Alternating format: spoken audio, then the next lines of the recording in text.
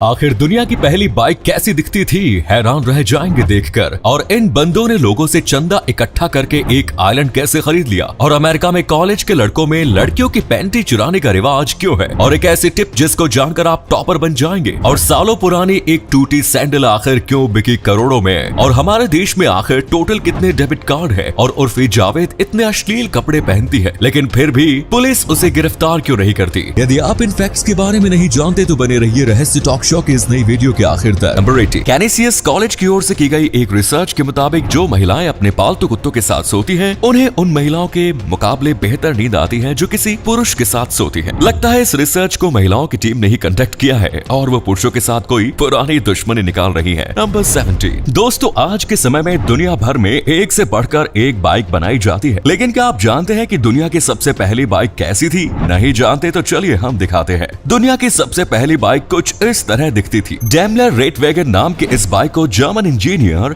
गॉटलिएब Daimler और Wilhelm मैबेक ने मिलकर बनाया था। इस बाइक को 10 नवंबर 1885 को दुनिया के सामने पेश किया गया। वुडन फ्रेम में बनाई गई इस बाइक का कुल वजन 90 किलोग्राम और इसकी top speed 11 kilometre per hour थी। नंबर 16, क्राउड फंडिंग की मदद से आमतौर पर मजबूर लोगों की मदद की जाती है, लेकिन कुछ लोग इसी क्राउड फंडिंग के जरिए अपने शौक भी पूरे कर लेते हैं। आपको जानकर हैरानी होगी कि इसी साल मार्च महीने में दो बंदों ने मिलकर क्राउड फंडिंग की मदद से ही एक आइलैंड खरीद लिया। Gareth Johnson and Marshall Mayer नाम के इन दो बंदों ने लेट्स बाय एन आइलैंड नाम से एक कैंपेन की शुरुआत की और आइलैंड खरीदने के लिए लोगों से मदद करने की अपील की। आइलैंड खरीदने का इन दोनों का मकसद ये था कि ये दोनों अपना खुद का देश बना सके। हैरानी की बात यह है कि क्राउड फंडिंग से ही इन्हें इतने पैसे मिल गए कि इन दोनों ने बेलीज कोस्ट के पास ही कॉफी केई नाम का एक पूरा आइलैंड खरीद लिया। आइलैंड खरीदने के बाद अब ये दोनों अपना एक अलग देश बसाने की तैयारी में भी है। इसी कमाल के फैक्ट पर प्लीज वीडियो को लाइक कर दीजिए। नंबर 50, ओवर थिंकिंग के बहुत सारे साइड इफेक्ट्स हैं, लेकिन अब एक्सपर्ट्स ने इस ओवर थिंकिंग के भी कुछ बेनिफिट्स ढूंढ निकाले हैं। According to the psychologist, over thinking की वजह से आपका चीजों को याद रखने की क्षमता बढ़ जाती है, आपका अटेंशन स्पैन बढ़ता है और साथ ही क्रिटिकल थिंकिंग भी इम्प्रूव होती है। वैसे इन सारे फायदों के बावजूद ओवर थिंकिंग के साइड इफेक्ट्स भी हैं, इसीलिए हमारी आपसे यही गुजारिश है कि ओवर थिंकिंग की आदत अगर आपको है तो उसे छोड़ने की कोशिश करें। नंबर 40, दोस्तों आपने बहुत सारे रेड्स के बारे में सुना होगा, लेकिन क्या आपने कभी पैंटी रेड के बारे में सुना है? During 1950s to 1960s American college students ने पैंटी रेड की शुरुआत की, जिसमें मेल स्टूडेंट्स फीमेल स्टूडेंट्स के क्वार्टर्स में घुसकर उनकी पैंटी चुराया करते थे। चोरी करने के बाद ये लोग उसे किसी ऐसी जगह पर डिस्प्ले पर लगा दिया करते थे जहां से सारे लोग इसे देख सके। रेड मारने वाले स्टूडेंट्स में जो स्टूडेंट पैंटी के साथ वापस लौटता था वो इसे अपने सक्सेसफुल रेड की ट्रॉफी मानता था और इस ट्रॉफी को ये लोग पब्लिकली दिखाया भी करते थे। नंबर 30, दोस्तों क्या आपने कभी सोचा है कि अगर आपके पास 100 करोड़ रुपए हो तो तब आपको ये सारे पैसे खर्च करने में कितने साल लग जाएंगे? चलो मान लो कि आपकी 100 करोड़ रुपए की लॉटरी लगी है। इतने सारे पैसे मिलने के बाद आप रोजाना 50,000 रुपए यानी महीने के 15 लाख रुपए खर्च करते हैं, तो भी आपको अपने पूरे 100 करोड़ रुपए खर्च करने में 54 साल 9 महीने लग जाएंगे। दोस्तों आपके लिए एक पहेली है, इस तस्वीर को ध्यान से देखिए और पहचानिए कि ये तस्वीर किस हीरोइन की है। नंबर 12, एक वो जमाना था जब दहेज के लिए शादियां टूटा करती थी, और अब ये जमाना है कि जहां लहंगे के लिए शादियां टूट रही है। जी हाँ, उत्तर प्रदेश से एक ऐसी ही घटना सामने आई जहां एक लड़की ने सिर्फ इस वजह से अपनी शादी कैंसिल कर दी क्योंकि उसके ससुराल वालों ने उसके लिए काफी सस्ता लहंगा खरीद लिया, और इस सस्ते लहंगे की कीमत थी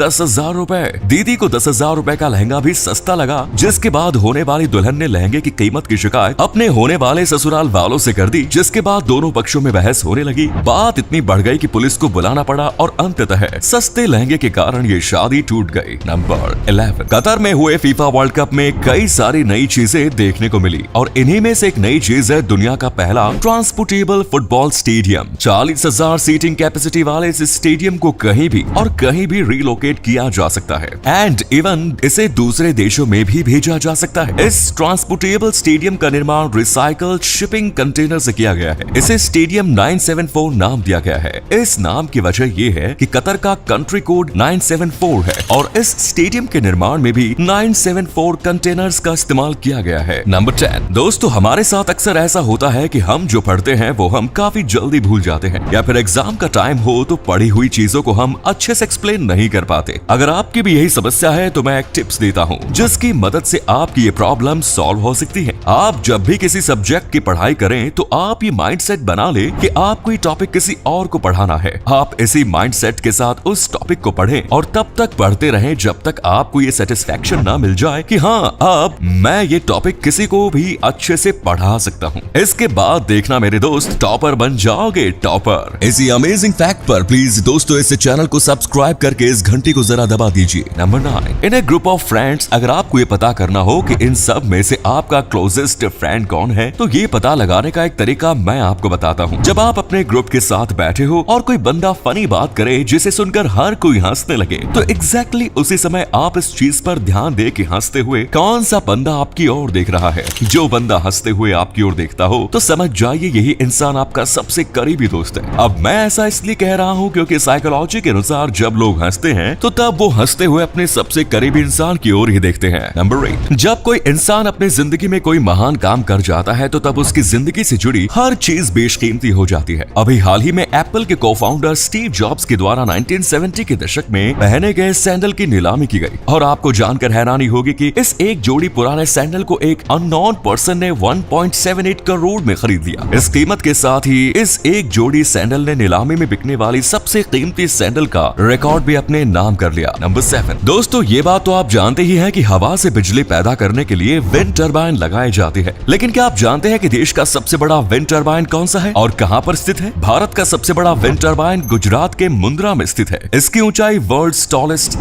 स्टैच्यू ऑफ यूनिटी से भी ज्यादा है। स्टैच्यू ऑफ यूनिटी की ऊंचाई 182 मीटर है, जबकि ये विंड टरबाइन 200 मीटर ऊंचा है। इसके ब्लेड्स बोइंग 747 के विंग स्पैन से भी ज्यादा बड़े हैं। ये विंड टरबाइन अडानी ग्रुप के द्वारा लगाया गया है। नंबर 6, स्पेस की दुनिया में इसरो तो अपनी कामयाबी के झंडे गाड़ ही रहा है और अब स्पेस रेस में प्राइवेट इंडियन स्पेस एजेंसीज भी शामिल हो चुकी है। भारतीय इतिहास में पहली बार किसी प्राइवेट कंपनी के द्वारा डेवलप्ड रॉकेट को सक्सेसफुली लॉन्च किया गया है। इस रॉकेट को 4 साल पुरानी स्टार्टअप स्काई रूट एरोस्पेस के द्वारा डेवलप्ड किया गया था। विक्रम एस नाम के इस रॉकेट को इसरो की मदद से श्रीहरिकोटा से लॉन्च किया गया है। नंबर 5, दोस्तों डेबिट कार्ड का उपयोग तो आप जरूर करते होंगे। वैसे क्या आप बता सकते हैं कि आपके पास कितने डेबिट कार्ड हैं? चलो छोड़ो मत बताओ, कहीं ऐसा ना हो कि कमेंट में देखकर इनकम टैक्स वाले तुम्हारे घर पर छापा मार दे। खैर ये तो बात हो गई मजाक की। तो बात यह है कि आजकल लगभग हर भारतीय के पास डेबिट कार्ड है, लेकिन क्या आप जानते हैं कि देश में टोटल डेबिट कार्ड्स कितने हैं? एक रिसर्च के मुताबिक देश में लगभग 940 मिलियन एक्टिव डेबिट कार्ड्स हैं। 940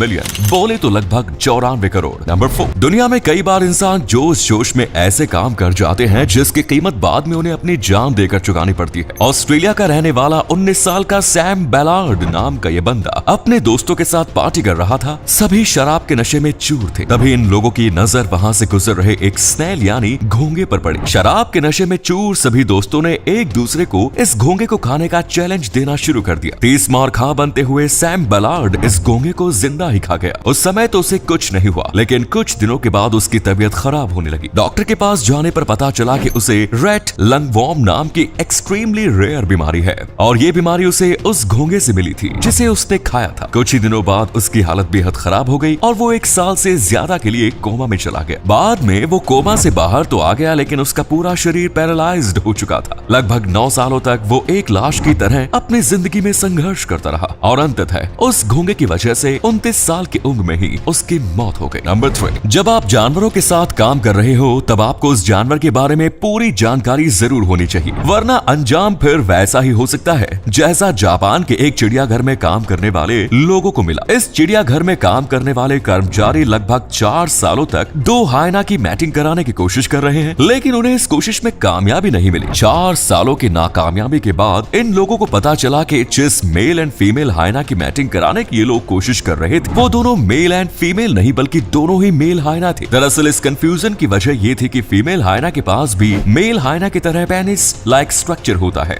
जिसे क्लिटोरिस कहते हैं। इस वजह से सिर्फ दूर से ही देखकर मेल एंड फीमेल के बीच फर्क पता कर पाना काफी मुश्किल हो जाता है। नंबर 2, आईपीएल दुनिया की सबसे महंगी क्रिकेट लीग है और इस लीग में शामिल टीमें भी अपने प्लेयर्स पर करोड़ों खर्च करती हैं। ऐसे में क्या आपको पता है कि आईपीएल हिस्ट्री में अब तक किस टीम ने सबसे ज्यादा पैसे खर्च किए? आईपीएल में सबसे ज्यादा पैसे खर्च करने वाली टीम है आरसीबी। जी हाँ, वही टीम जिसने अब तक एक भी आईपीएल ट्रॉफी नहीं जीती। उसी टीम ने अपनी टीम पर सबसे ज्यादा 910 करोड़ रुपए पैसे खर्च किए। 884 करोड़ रुपयों के साथ मुंबई दूसरे और 852 करोड़ रुपयों के साथ केकेआर तीसरे नंबर पर है। नंबर 1, इन मोहतरमा को तो आप जानते ही होंगे। आजकल सोशल मीडिया में ये अपने कपड़ों को लेकर काफी सुर्खी सुर्खियों में रहती है। इनका नाम है उर्फी जावेद। उर्फी जावेद अपने कपड़ों और फैशन सेंस के चलते अक्सर सुर्खियों में जगह बनाती है। एक के बाद एक रिवीलिंग आउटफिट में उर्फी को अक्सर देखा जाता है। इंस्टाग्राम पर उनकी वीडियो छाई रहती है, लेकिन अपने लुक्स के चलते उन्हें मुश्किलों का सामना भी करना पड़ता है। लेकिन आप भी सोचते होंगे कि इतनी अश्लीलता फैलाने के बावजूद आखिर पुलिस उर्फी जावेद को गिरफ्तार क्यों नहीं करती। चलिए जानते हैं इस कारण को। असल में उर्फी जावेद के कपड़े छोटे जरूर होते हैं, लेकिन वो कभी भी अपने प्राइवेट पार्ट्स को खुलेआम नहीं दिखाती, जिसके कारण वो बच जाती है और पुलिस उन्हें गिरफ्तार नहीं कर पाती। तो ये थे कुछ अमेजिंग फैक्ट्स। वीडियो को शेयर जरूर करें दोस्तों, ताकि आपके दोस्त और जानने वाले भी जान सके कि आप कितने नॉलेजेबल वीडियोस देखते हैं। धन्यवाद।